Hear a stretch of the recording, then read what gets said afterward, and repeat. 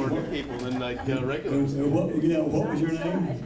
I'm Kathy Scripture, and I'm here visiting my daughter Cam. I live Oh. in Virginia, so I'm just here to see what's happening. Oh, good. We'll try to make it exciting for you tonight. Of course, exciting for beekeepers is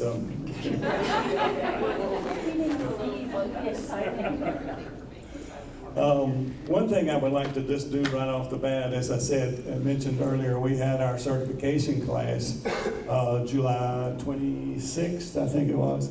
Anyway, we had, I think, 10 or 12 people there to get their certification by the University of Georgia, at actually 4 different levels.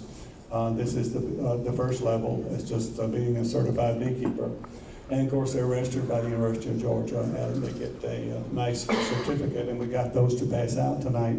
Not everybody's here, but I want to go ahead and get to those right now. Ryan, you want to come up and get yours, please, sir?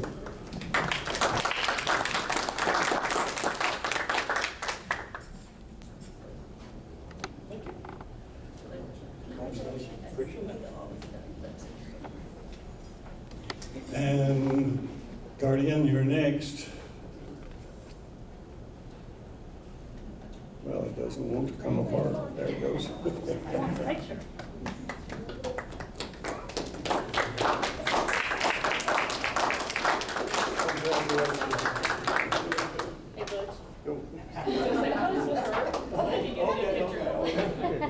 I'm not a big picture person, but You are now.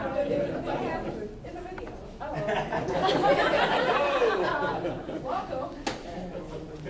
And Cam, did you know your daughter was getting one? Thank you so much. All right. Wait a minute, back up there. Yeah. Come on. And she did it with an injury. She with the hand behind her I back. know she had the highest fingers, by the way. They're better. Oh. There you go. Excellent. Thanks. Thank you all.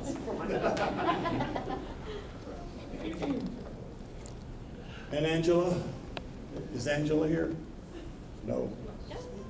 Nope. Nope. I thought she was. Okay, that's all the ones that are here. Was that everybody that's here now? Anyone here this year got? You snuck in on me. I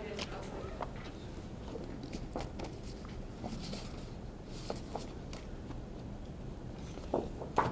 I know it's here somewhere.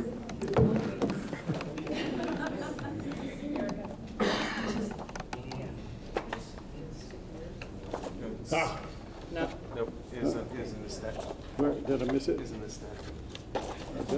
You went right past it. Oh, there it is. All right, Have come on everybody up but there. yours. Like, that's okay. Oh.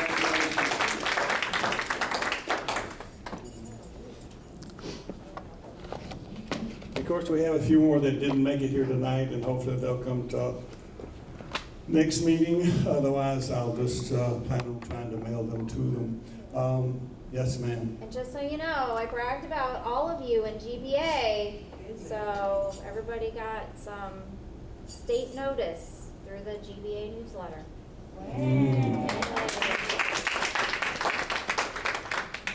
And of course, this wouldn't have happened if we hadn't have had all the people that volunteered to help do the testing. And for those of you, certainly appreciate your support and help And help with do our the big study club. classes.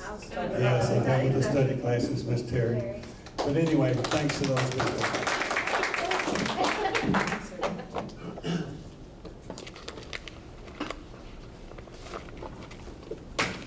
I don't have much else. Terry, do you have a secretarial report for us or anything to talk about?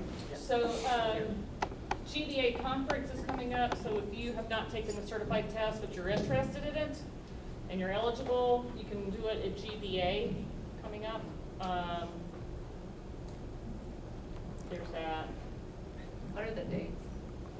The 13th. 11th, 12th, and 13th. Yeah. So the speakers are the 12th and the 13th, the testing is on the 11th. Registration goes up to 4th. And honestly, I think that for the testing, it's like $90. You don't have to sign up for the Okay. conference. You can just do the, and if there's anybody certified that want to do journeyman, you can do it then also, but you gotta make sure you got your ducks in a row for that, because they do require your proof of your public service, requirements. So,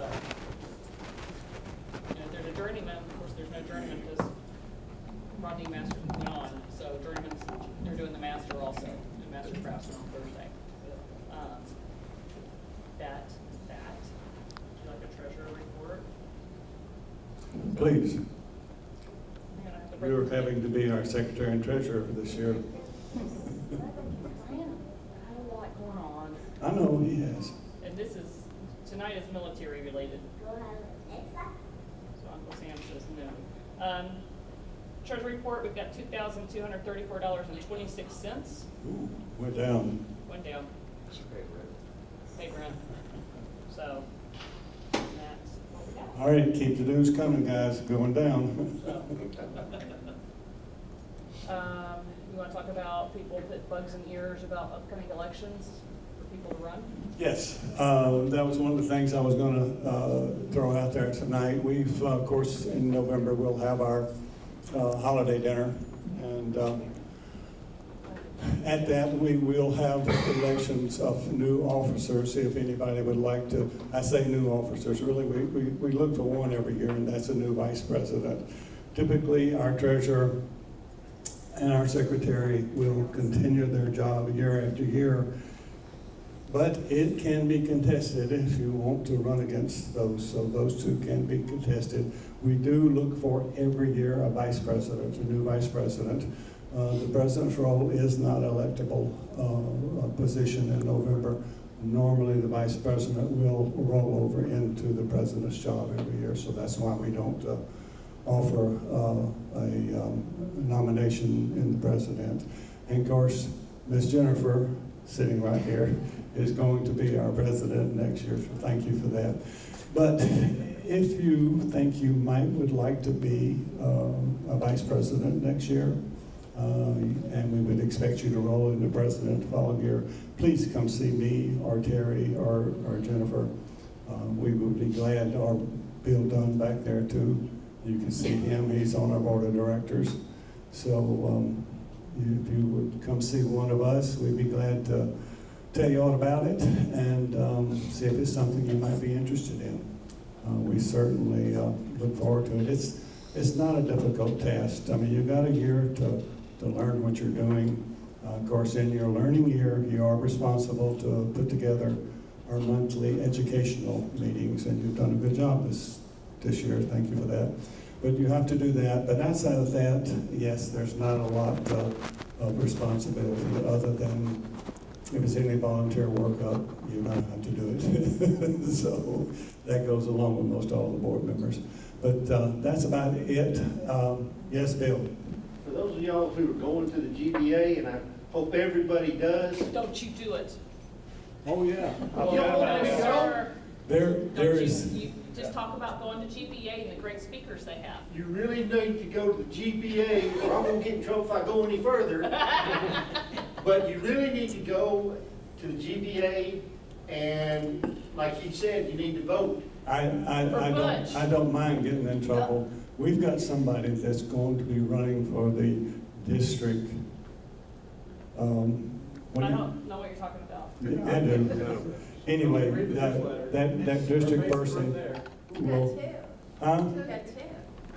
Are you running too? Oh, okay, then we have two that, from our club with running to the district. Actually, what those persons will do is go The together. area director. Yeah, area director, that's what it's They will called. represent And the they will club. actually go together and try to work with the 6 or 7 clubs in the particular area that we are associated with. And I think you're going just for this. So it's, the area directorship is typically a 2-year term. Yeah, but this one's only one. Olivia was our director, and she had a family emergency, she's having to move back to. Okay.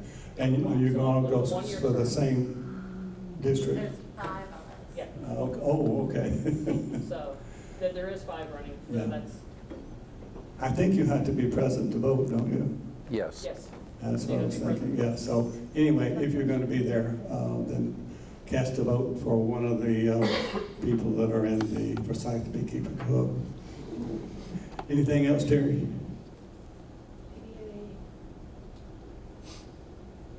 holiday coming up. Holiday dinner's coming up. Probably do the same thing. We'll provide meats. Everybody bring a side dish. Speaking of that, I would like for the board of directors to meet me over in that corner for about 5 minutes as we adjourn. Okay. We're going to talk about that, try to get that all squared away. Got it. Anything else from anybody? Is our honey show here next? Honey show's here next month. Yeah, Rodney gonna be telling us all about that. Oh, yeah. Okay. Jennifer, you want to introduce this stranger here we got that's going to help us with the honey show entries? Tell them about the YouTube page. Oh, yes. I'm gonna let you tell them about that, because I don't know what the sign-in is, and you do. It's Foresight Beekeepers on YouTube. We record everything that we've been doing. If you want to go back and just, it's about an hour, a lot of them are an hour long, so if you need something to put you to sleep. No, but if you missed something, say you didn't go to one of the classes or something like that. Disease and disorder. Yeah, it's all on there, and there even goes back, like the bee classes that we've had to go back a couple of years. So if you go on YouTube, all you gotta do is put in Foresight Bee, okay? You're gonna have to search just a little bit in there, but when you go in, all of ours have a little brown F, which is a Foresight Bee. And if you click on that, then everything that I put in, there's about 30 things or 28 things that are in there right now. If you go in there, you know, it's there. You just open it up and it's been recorded, so it's not the same as like downloading a PowerPoint or something, but you can get the gist of what they were talking about. So it's there.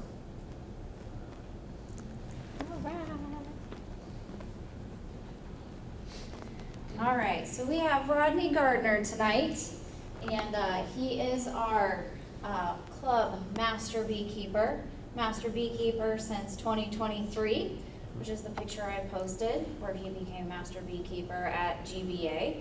So it's something to, you know, have aspirations to. We need some more master beekeepers or even journeymen within our little club here. So, you know, Rodney will, he's somebody to look up to. Also has been keeping bees since 2006 with J&R Farms in Dahlonega, and became also a Welsh honey judge. So GBA actually has been doing a little more with getting more training with the Welsh honey judging and stuff like that. So if anybody is interested in that and you're going to the GBA conference, it's something, I think it's on Thursdays. They do have sign-ups for that. If after this presentation it's something you think you're interested in keeping up the standards of showing honey or just presenting your honey to customers, things like that, it's a really good thing to check out. And sounds like we need some more Welsh honey judges in our area and across the nation. So we're going to have Rodney talk about that a little bit today, and preparing your honey for honey shows and maybe some other products. Okay. Give a hand for Rodney. Hey, thank you very much. As she said, I've been beekeeping since 2006, and I went about a year and a half on my own before I finally admitted to myself, I haven't got a clue what I'm doing. So that's how I ended up here, because fortunately this club has the reputation of being a teaching club. So first thing that happened, they assigned me a mentor who came out, looked at my hives and says, everything looks good, keep doing what you're doing. So, but anyway, I finally got all my questions answered that I couldn't answer. Anyway, in our bee shows, we use the Welsh method of judging shows, and that started in Wales. And we have the Georgia Beekeeping Institute, which we don't have anymore because that was at Young Hares. But we got a slightly different patch now. But basically, those classes are taught at GBA now. And we have the Honey Show Training Council, which basically makes sure that all the judges And all the shows are done by the same set of rules and same standards. Because we judge to a standard.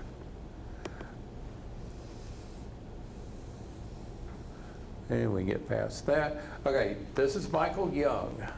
He's from Northern Ireland, and he's the one who brought this standard to the States.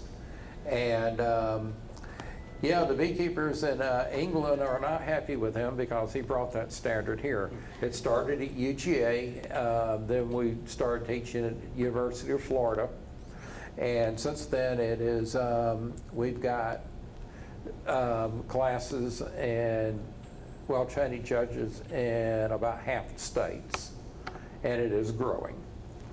I don't know how many people we've got taking the class this year, but we usually end up with about 40 people in the class.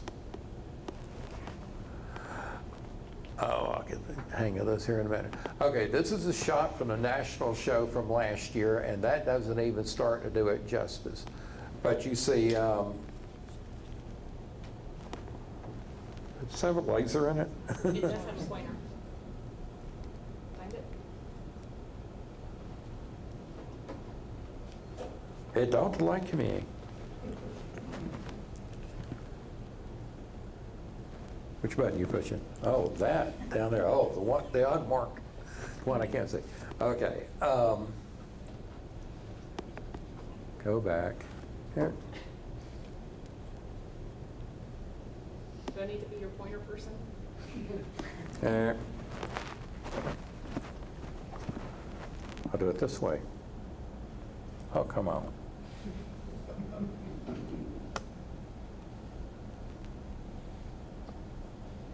There we go. Okay, that doesn't even start to do it. This is the extracted honey, and this is, you don't even see there's more down here, and there's more back over here that's not even in the frame. But that was extracted honey. This next row was your creamed honey, your cut comb honey, your full frames. Then we got into candles and beeswax, and there was 2 long rows there. There was 72 categories, and we had almost 1,200 entries. So it was it's a larger, that's a national show. It's in Louisville, Kentucky in January. Okay, the easiest category to enter is black jar. All you need is about 2 ounces of honey. We supply the black jar. You pour it in the jar, you put your label on it, and you hand it to them. That's all the prep it takes. I mean, that is the easiest category to enter. Everybody should enter black jar. Now, at GBA, whoever wins black jar gets the bragging rights of best tasting honey in Georgia. I won last year. The one category I'd never expected to win. Isn't But- that you judging? What's that? No, that was from the national show. Unfortunately, I did not judge at the GVA show last year. I had some scheduling conflicts, and I was able to make it to the show, but I was not a judge. There we go. Okay, this is basically lifted out of the rules for what we look for extracted honey. And that's what you saw in all those jars on that back wall in that one of those previous photos. And basically what it is light, medium, or amber, and dark. And you enter 3 identical jars of honey. And I think it's the last page in the rules that sits there and tells you what type of jar to use. It's what we call a queen line jar. Highly recommend you use a glass jar and use gold lids. Because if you're using the white ones, they've got real cheap on the paint. When they paint those things, they have thin spots in them. And judge will count off for that. So one of the things that I recommend, like I said, use the gold lids, and that will make it, that basically will alleviate a place where you can get hit for inconsistency in your entry. But what we look for is we look for consistency between the 3 entries. We look for the cleanliness of the jar. That jar should be absolutely spotless. No fingerprints, no smudges, no sticky honey down the side of it. And I don't even think about some of the things I've seen at shows. But we look at the outside of the jar, see how, looking for, make sure it's clean. We even look at the bottom of the jar. Then we look at, we'll screw the lid off. We'll smell the aroma of the honey. We're looking for anything that shouldn't be there. BIGO, smoke, Dawn dishwashing detergent, you know, anything that shouldn't be there. Windex, I mean, those are things that I have smelled in honey. The next thing we look at is the inside of the lid. Should be spotless. The airspace at the top of the jar, that rim around there, that should be clean. There shouldn't be any honey in there. We look at the surface of the honey. It should not be any foam, dust, any foreign debris. And we'll shine a light through it. We're looking for anything floating in the honey that shouldn't be there. Beeswax, bee legs, there shouldn't be anything there. If we see pollen, that should be there. So that's one of the things that we look for. The fill level in a jar. When I was talking about that airspace, this area right in here, that's what should be clean. But the fill level, with that ring right there, that bottom ring on the jar is the fill line. And that's what it should look. If it's over, it should be over, it shouldn't be under. One of the things I'll do is I'll shine a flashlight from the back and see if I can see light coming underneath that ring. And I'm happy to tell you how we judge it. I want you to have a better entry. I want you to make it tough on us to decide who gets first, second, and third place. And we judge, like I said, we judge to a standard. Like I said, we use the light, we shine it through there. We're looking for what should be there and what shouldn't be there. And it's one of those things that when you start shining a light through it and all, that's when all the defects come out. I got another picture here coming up. That one showed up at the national show last year.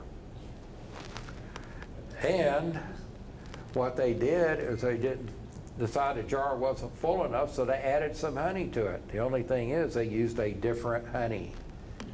See where it settled? They set that in front of me to judge, and I looked at it and I said, okay, we've got a serious problem here.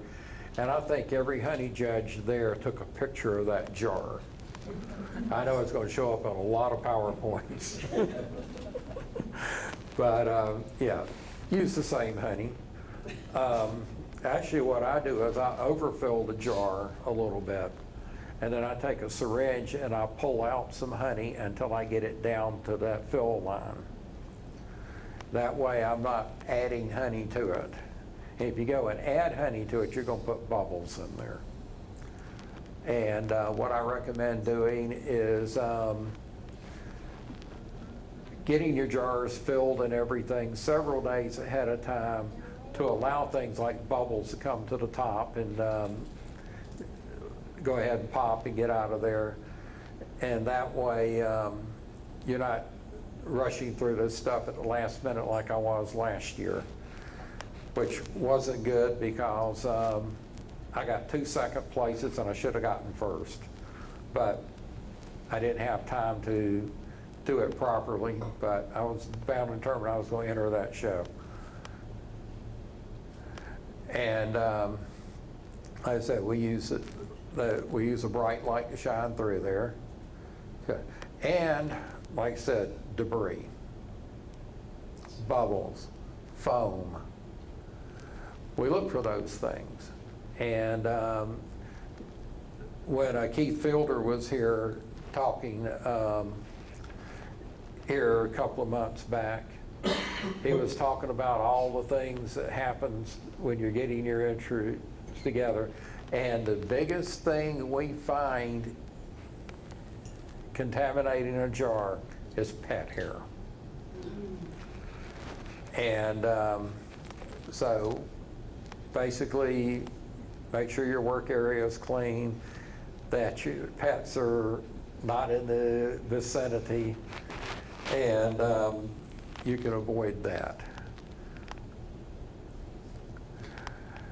And that is Nicholas. He's the guy who got me into this. He was also the youngest, back then he was the youngest person to ever get licensed as a honey judge, at the age of 16. And they argued that he shouldn't get his license because he couldn't judge mead because he wasn't 21. But anyway, I saw the first honey show here. I talked to Nicholas, how did I get into this? He told me what I needed to do.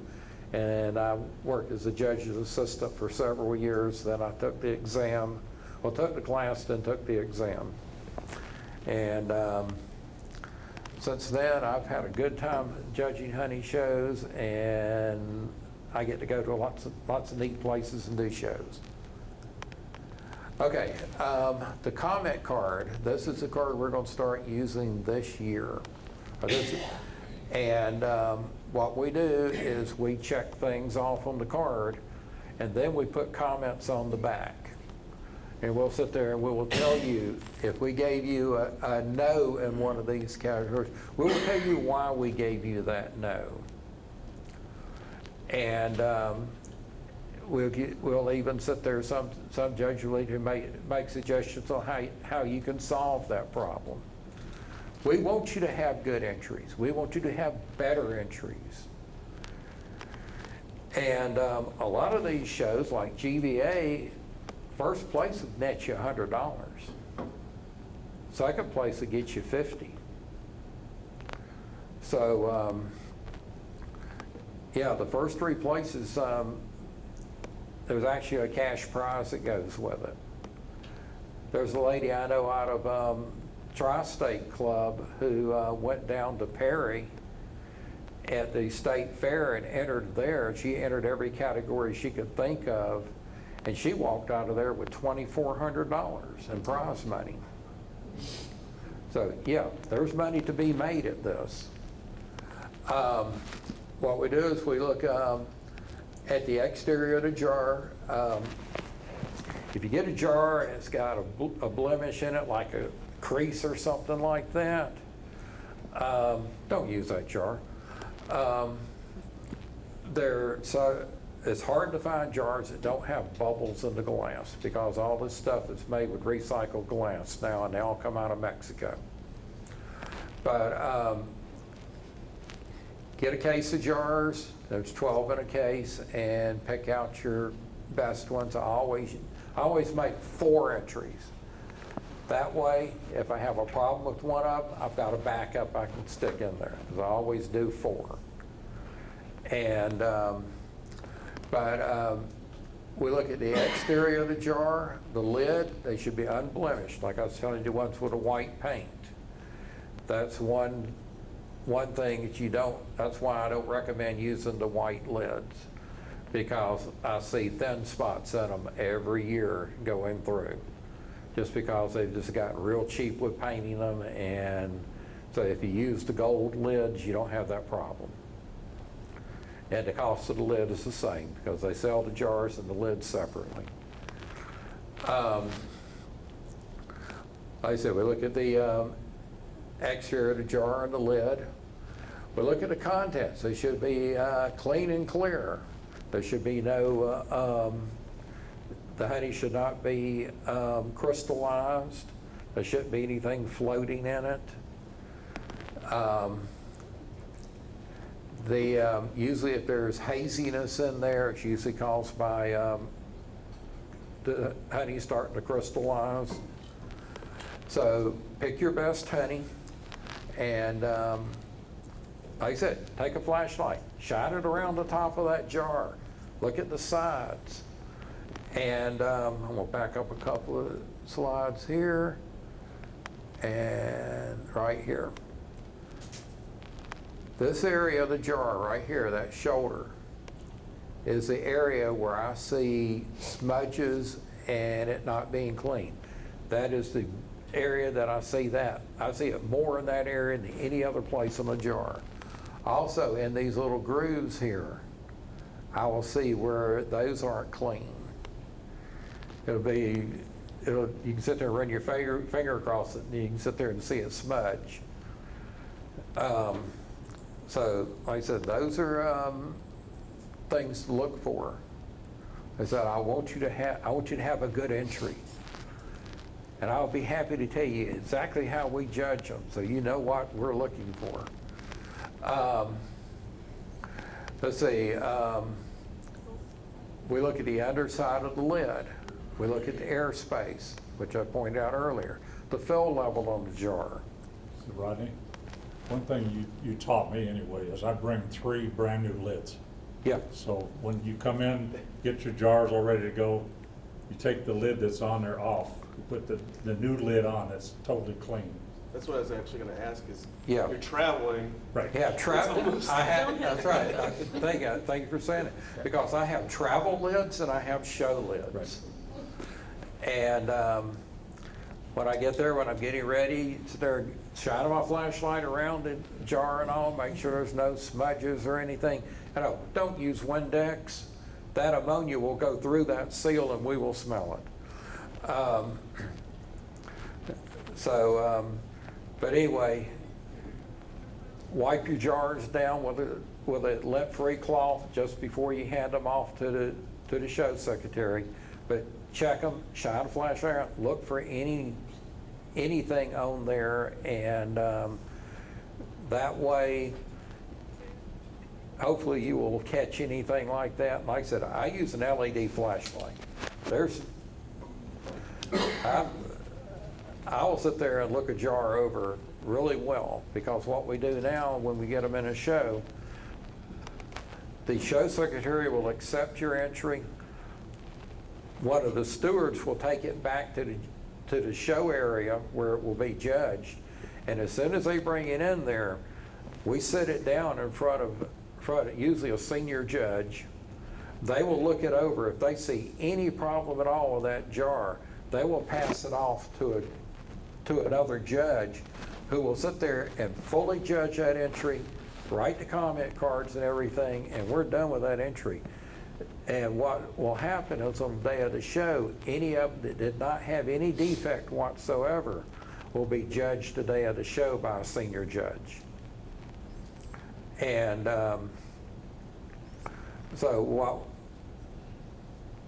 by doing that, we can get through a show quicker, because we've only got from like noon until 5 hours to judge that entire show. At the National, it takes us 2 days to judge it, because there's that many entries. Yes, sir. Those little safety seals that are on there, those. That'll disqualify you. What you do is take that seal out of the lid first, if you're using that type of lid. Usually what we use is lids without safety seals.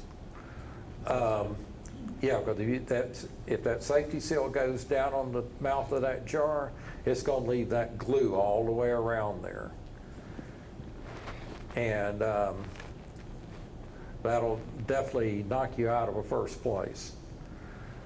So what I've done is where I've used that type of lid, I just go in there and pull that safety seal out before, and that way I don't have to worry about that.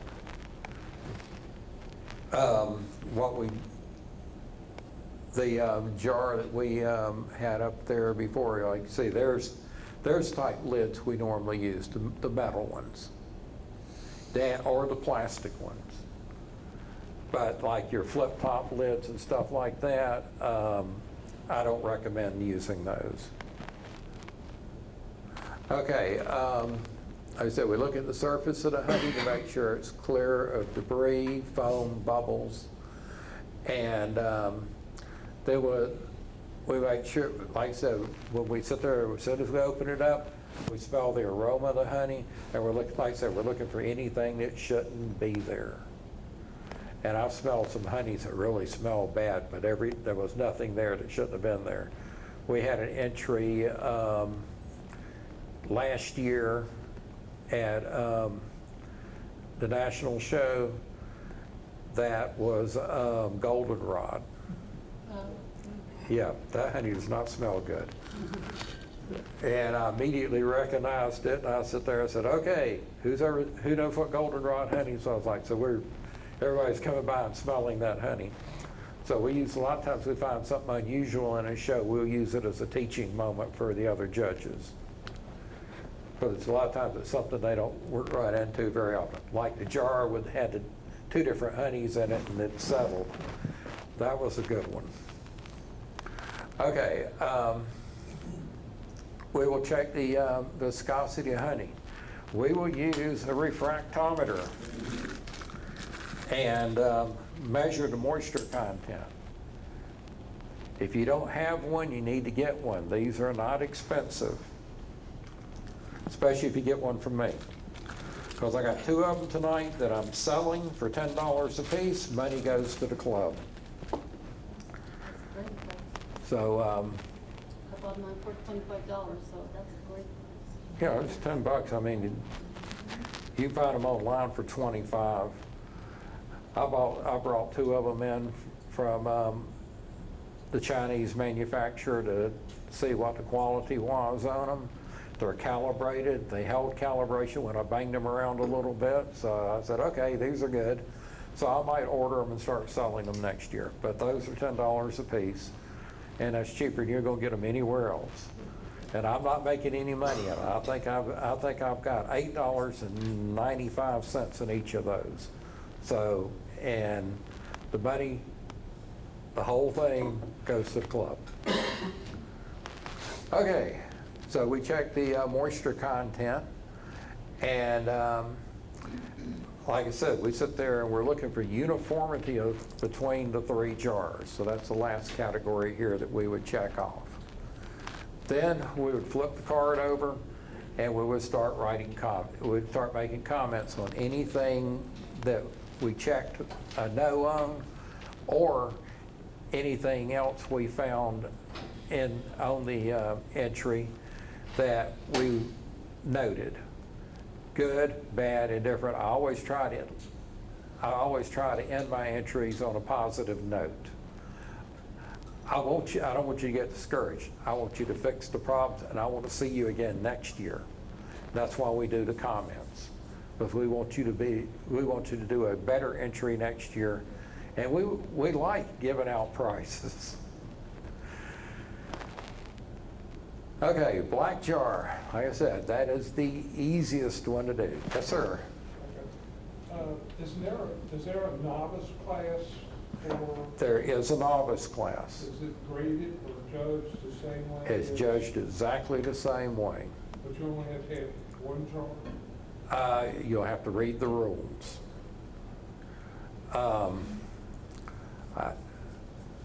I haven't read. I've got to print out a copy of the rules and read them basically from front to back.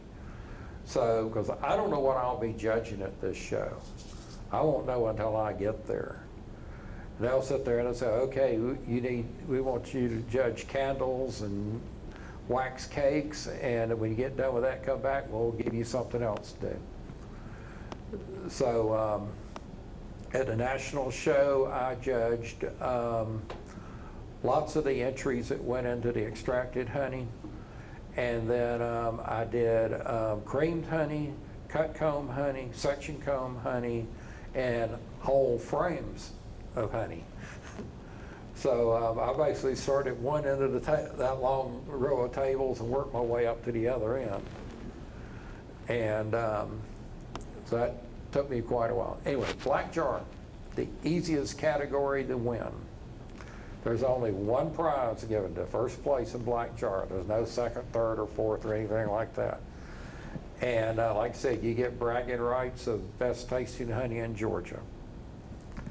And like I said, last year I won black jar, which totally and completely surprised me, because the honey that I was going to enter in black jar, when I got ready to, I sat there and got my jar, opened it up, reached down in my box to get the jar of honey that I had for black jar, and it wasn't there. And it's like, oh geez, it's sitting on the kitchen counter at home.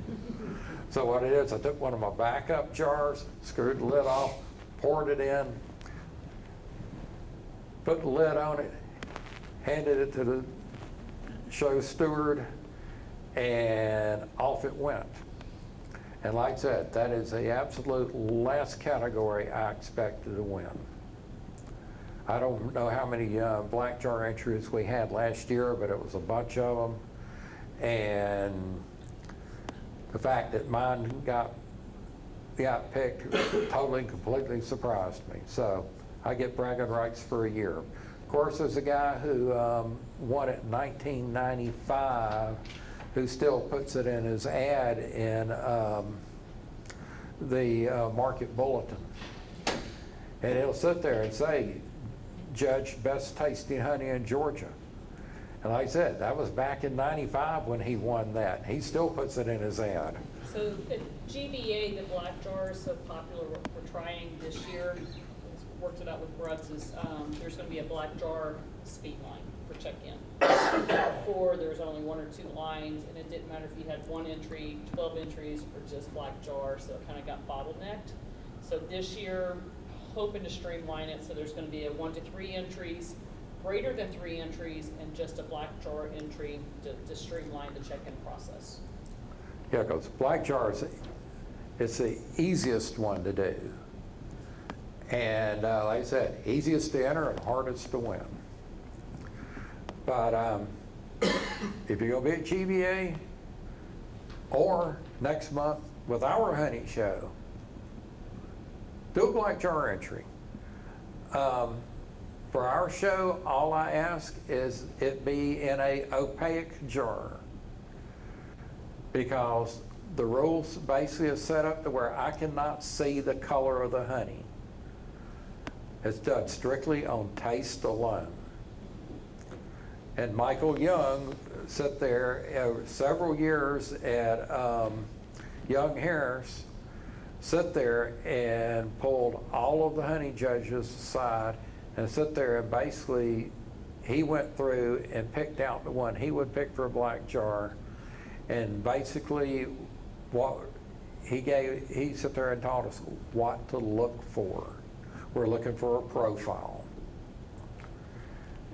And as he says, it should light up all the sections of your tongue. It should have a very good finish. It shouldn't be real nice and sweet and all of a sudden just go away. It should linger. So, but like I said, enter. It's the easiest one to enter, and it doesn't cost you anything to enter the honey show. Okay, candles and wax. There's a bunch of categories for candles. There's floating candles, there's dipped candles, there's molded candles, there's carved candles. Pretty much any kind of candle you can think of. Like I said, you read the rules. There was some at the national show, there was some absolutely beautiful dipped candles. And it sits there and says the candle should be 8 inches long. They were 7 inches long. It said the wick should be cut to 1/2 inch. The wick, I think, was about 1/8 of an inch. So basically, it was we marked that off. It didn't place. I think I gave them a commendable, because we got six categories: first, second, third. Very highly commendable, and commendable. And Rodney, if there's only 2 entries for the same class, is there always a first place? No. If it does not meet the judging standard for a first place, it does not get a first place. The two categories I got second place in last year did not have a first place. And remember I told you about the very hard area to clean around the top of the jar there? That's what got me. So if I had paid better attention to that, I would have gotten 2 first places. But instead I got 2 second places because they did not have an entry that they considered to be first place, worthy of a first place. There's another category where I got a 3rd place and there was no first and second in that category. So, yeah. Like I said, read the rules, check the length, weight, candles, you know, some things that like bars and blocks should weigh a certain amount. Yes, ma'am? Where do you get the rules and regulations from? It'll be on GBA website. Thank you. And so, yeah, like the little 1 ounce bars, we'll throw them on a scale. And I've got my judging kit with me tonight so you can see what we've got in there. And one of the things I do use is a scale. And in here somewhere, I've got a calibration weight. So I'll sit there, turn it on, sit it down, put that weight on there, and that 200 gram weight I put on there, it better give me 200 plus or minus 1. And that scale, I have 4 of those. My wife's got 2 of them in the kitchen now because they fell outside that plus or minus 1. That one was dead on, so that's the one I use. The other one I've got, it basically gives me a plus 1. So if I end up using that one on a show, that gives you 1 gram advantage. Because anyway, like I said, the rules will have the specifications for that class entry. Read them carefully and make sure that you've met all the requirements in that class. Because the judges are going to have those rules there with them when they're judging.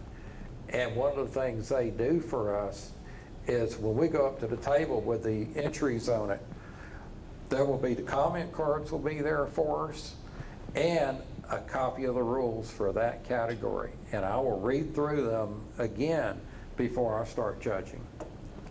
And I will usually have a steward with me to help me with that. I usually have them write the comments. Because we'll go through, we'll check all those things off on the front, then we'll flip it over and we'll start writing comments on it. And like I said, I always try to end with something positive because I don't want to discourage you. I want you to come back. I want you to have a better entry next year. Okay, once again, read the rules. And so that's it.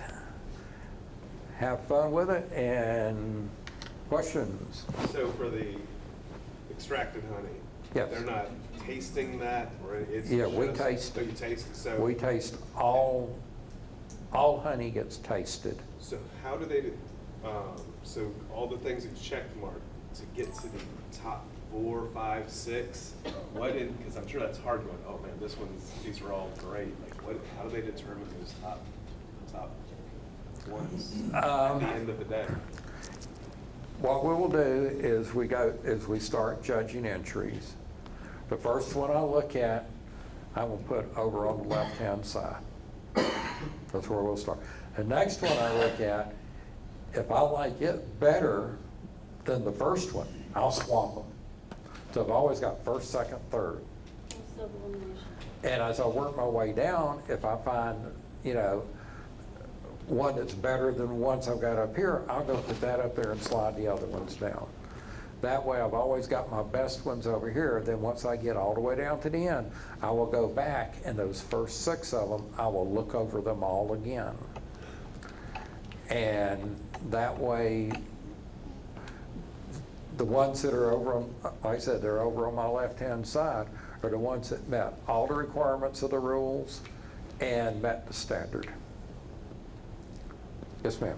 I mean, I'm kind of guessing by what you presented that, by saying not having any finger marks or sticky jars, what is the most common mistake people make with entries? The fill, having the bottle either overfilled or underfilled is probably the second most common item. Not having your jars clean is the most common. Now in England, where all this started, honey judges are a guild. They are food inspectors, just like USDA meat inspectors here. That's where they are classified. So basically the way we look at it, if the outside of the jar is dirty, the inside's dirty. Wear gloves. No, seriously, if you've got entries, wear gloves. Yes. Cloth gloves. Yes, cloth gloves.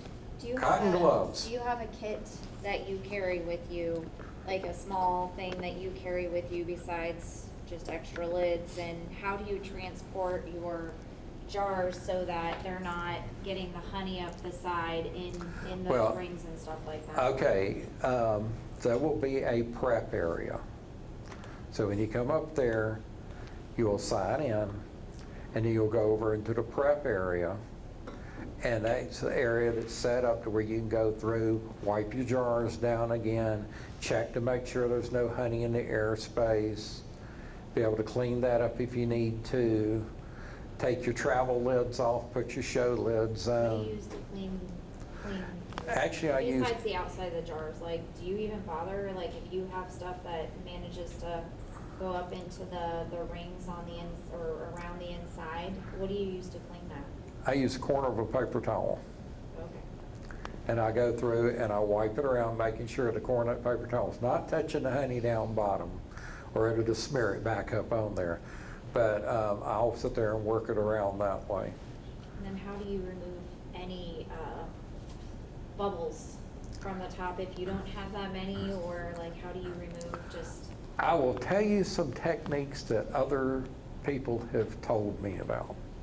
Okay, at my house, in our kitchen, we have a commercial stove. It has pilot lights. I will sit there and take those jars, I'll set them on a cookie sheet and slide them in the oven, which it just happens to stay at 115 degrees. And I'll leave them in there for about 4 or 5 hours. Then I'll bring them out, and that way all that foam and everything has come to the top. A lot of it is dissipated. There's no bubbles in the honey, so I'm just dealing with what's there on the top. And I will sit there and take a spoon, and if there's any foam there, I use a silver-plated spoon. This has to be a baby spoon that I picked up at Goodwill. And because that foam will adhere to that silver spoon. So you can sit there and run that around and get the foam out. And then I'll sit there and look at it, make sure my fill line is correct. Like I said, I use a syringe and suck out any honey that I need. So I always put it just a little over the line. So I've got that to do. Sometimes it's removing any foam or bubbles from the top will get me down to the fill line. And then I'll let the bottles come back